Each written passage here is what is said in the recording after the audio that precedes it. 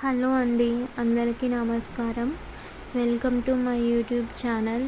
ఈరోజు మా ఇంట్లో టిఫిన్ ఇడ్లీ అండి. ఈ వీడియోలో నేను ఇడ్లీలు సాఫ్ట్గా రావడానికి ఒక చిట్కా చెప్తున్నానండి. మీకు కూడా యూస్ అవుతుందని అనుకుంటున్నాను. మనం ముందు రోజు ఇడ్లీకి మినపప్పు రవ్వని నానబెట్టుకుంటాం కదండి.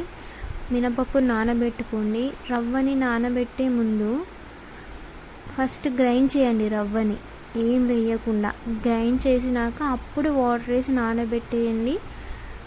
సేమ్ రొటీన్ లాగా మళ్ళీ నానినాక మినపప్పుని గ్రైండ్ చేసి ఆ రవ్వలో మిక్స్ చేయండి.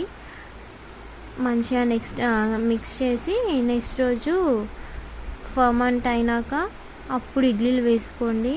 అప్పుడు మనకి రవ్వ అనేది కనిపించకుండా మంచిగా పిండిలో మిక్స్ అయ్యి ఇడ్లీలు చాలా సాఫ్ట్గా వస్తాయండి. ఒకసారి ఇలా ట్రై చేయండి. యూజ్ అయితే నాకు కామెంట్ సెక్షన్లో కామెంట్ చేయండి. చాలా సాఫ్ట్గా ఉంటాయండి.